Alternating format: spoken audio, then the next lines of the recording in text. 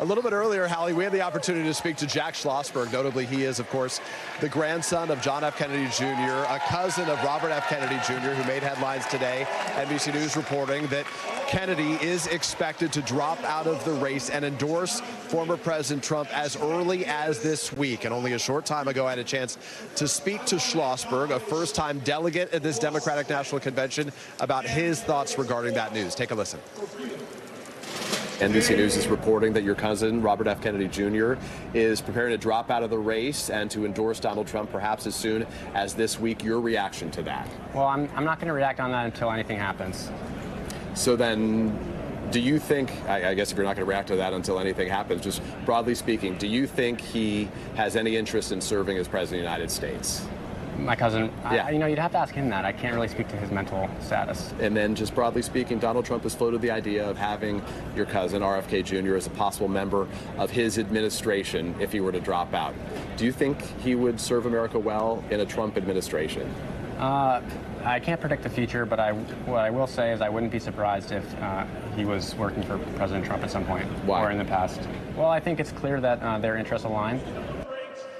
So that was a bit striking to me, that last answer there, where he said, among other things, he wouldn't be surprised if Robert F. Kennedy Jr., again, his cousin, was currently or had in the past worked for Mr. Trump. He said because their interests, as you heard in his words, align right now. This was a striking interview, some of his first public comments, I think, about this, notably because we have heard from him and other members of his family publicly speaking about their dissatisfaction, really their anger about Kennedy being in this race, believing that he was effectively trying to serve as a spoiler and saying that he not only didn't have the character, but didn't have the ability, the chops, in effect, to serve as President of the United States. Hallie?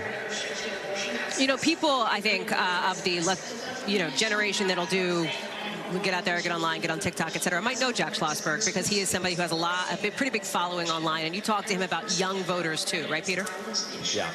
Yeah, that's exactly right. We asked him about young voters. He himself is a young voter, just 31 years young right now. He has a massive following on social media, sometimes for some of his quirky posts, among other things, recently posting video of himself moonwalking effectively barefoot in socks in a Walmart. I asked him about that. He said it was the cleanest floors of any Walmart he's ever been to. But that type of content is what has resonated. It's why his message has really sort of effectively communicated itself to a lot of young voters. And here's what his view was of how they view the stakes and the sort of energy in the election season right now.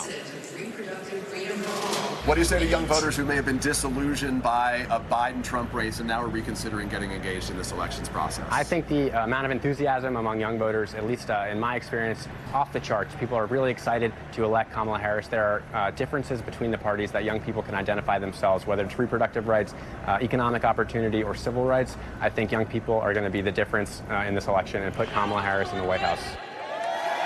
Okay, Hallie, just to give you a better sense where you are, more California over here, a little bit of Illinois over here as well, as we give you a little sweep around the country right now. What else was striking? Sir, please come through. Enjoy yourself. Thanks for having us. One of the other things he said to me that was striking was the fact that he said, I asked him if he thought of himself as an heir to John F. Kennedy's legacy. He said that's not the way he would describe it. He said his fundamental priority right now is making sure that young people and Americans vote for Kamala Harris, get her elected. He said he's had a chance to meet her briefly. He knows a lot about her record and thinks she would be a fantastic president. He says he can't sing or dance, but he said he does know how to use a phone and produce content, and he's going to do everything he can with that to help get her into the White House. Thanks for watching. Stay updated about breaking news and top stories on the NBC News app or follow us on social media.